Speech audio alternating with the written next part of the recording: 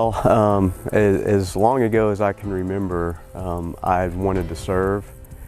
I had looked at the Navy. I was actually on my way into a Navy recruiter's office, and I was stopped by the Marine Corps recruiter, and he just kind of laughed at me. He says, "Well, if that's the way you want to go, by all means go that way." And about 7 hours later, I was signing a contract with the Marines. So I got hooked and reeled in by a Marine Corps recruiter, but haven't regretted it, have loved every minute of it. I did Parris Island. I enlisted in 1990. Did Parris Island. Was enlisted for a little bit more than a year and got a Navy ROTC scholarship. Once I graduated college, I was commissioned as a second lieutenant. And where did you go to college? Tulane University. I am a 0802 artillery officer and also have experience in logistics. Kind of had a challenging childhood, and that's not unusual for folks in the Marine Corps. Father passed away when I was 12, moved to live with my aunt and uncle, who did it, will forever be thankful for them stepping in and raising me and my sister at that point. And I think that's where I really got the desire to serve, is just from the example that they set for us. So like I said, I was enlisted in 1990. After I got my commission in 95, I was on active duty with 3rd Battalion, 7th Marines out in California. I left active duty in 1999. Felt like it was just time for me to move on to the next chapter of my life. Got married, started law school at the University of Alabama. And after 9/11, I got back into the reserves, and that's where I trained to be an artillery officer. In 2004, had an opportunity to deploy with an artillery battery out of Chattanooga, Tennessee, Mike Battery, 3rd Battalion, 14th Marines, where we served as the firing battery in the Battle of Fallujah in 2004. Came back from that, had an opportunity to serve again as battery commander during a deployment in 2008 out in Western Anbar province in Iraq. Returned from that, and I thought that the deployments were over for us, but then this opportunity came along last year where I had an opportunity to serve as the officer in charge of a team of Foreign Security Force advisors working in the country of Georgia, and it was just too good of an opportunity for me to pass up. Because I think, particularly in the Marine Corps, what we're looking to do is to serve, to go where we're needed, when we're needed there, and to just to get those chances to go and do what it is that we've been trained to do. It's important for us. And each one of those deployments was a little bit different. In 2004 in Fallujah, that was a full-on combat deployment. When we went again in 2008, we were trying to help grow and stabilize the Iraqi government. And then this most recent deployment in the Republic of Georgia, which was a fantastic experience, working alongside people who've been friends and allies of our country for 2 decades, and just helping them to try to get to that next level. So just having the opportunity, like I said, to go and serve the way your country needs you to serve when they need you to do it. Well, I think, like most Americans, it was a life-changing experience. I had gotten out of the Marine Corps. I thought it was in the rearview mirror. I was in law school. I had just come back from a run that morning and was watching the news after the first plane had hit, and was trying to wrap my mind around how is this an accident. And then when the second plane hit, I mean, the whole world knew what was going on there. So at that point, the Marine Corps became very much a part of my life again, all of our lives, my wife, Meredith, and our son. And it just made me realize that the world is not just always going to be safe for us. We have to be ready to defend freedom, that enemies of freedom and prosperity are never going to go away. We always have to be ready. And the Marine Corps prides itself on being the most ready when our nation is the least ready. The things that civilians may not understand are the things that may not make a lot of sense to most people. But there is an intense sense of brotherhood and camaraderie that comes out of experiencing something like that with your brothers at arms. It's a relationship that is almost impossible to define. And even though you've gone through incredibly difficult experiences together, you wouldn't trade it for the world. You wouldn't wish it on your worst enemy, but you wouldn't trade it for the world.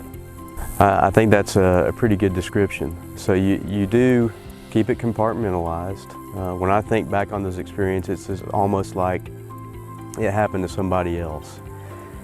But I think the real key to success coming out of any difficult situation is try to stay focused on others and don't internalize too much. The more that you can stay focused on being an active member in your community, being an active member in your church, being involved in what's going on in the school, the better off you're going to be. And when the time comes that you need help, you're going to have those members of your community who know you and they're willing to come along your side and help you out. We are aware of what goes on in the news. We're aware of what's being said on both sides, positive and negative, whether it's positive or negative about what we're doing in the particular theater that we're in, or if it's a positive or negative about whichever administration happens to be in charge. We're aware of it. But the bottom line is that's not why we're there. When the President of the United States says go, we go. There's no questions asked. And once we're there, it's about the Marine to your left and your right. It's not about the politics. So we kind of just let it roll off our back. Like I said, we had, this assignment was serving as a Foreign Security Force advisor to the Georgian Defense Forces. Georgia had fought side by side with the United States almost immediately after 9/11. They had soldiers in Iraq, they had soldiers in Afghanistan, and absolutely committed to helping us in both of those fights. And so it was a real honor and a pleasure to have an opportunity to go and work with those guys and just to help them through our advising to try to get to that next level. Now, I'll be honest with you, by the time we got there, this was a project that had been going on for 12 years. Our Georgia training team was the last one. And so by the time we got there, I'm kind of scratching my head trying to figure out why exactly it is that they need us advising them anymore, because they very much had figured it out. I mean, we were talking to a very high-level performing professional military over there. So absolute pleasure to work with. The people were fantastic, very hospitable. You know, they're a poor country, but they will absolutely bend over backwards to try to take care of you. Even though you come from the United States, a much more prosperous country than theirs, they'll do anything in the world for you. And I would encourage anybody who has an opportunity to visit over there, absolutely go. You're never going to meet nicer people who are willing to do more for you. My wife Meredith has a faith that is absolutely ironclad, and that has been a real benefit for me. To know that she has confidence that no matter what happens, that she's in God's hands, I'm in God's hands, and that the right thing is going to happen no matter what that thing may be.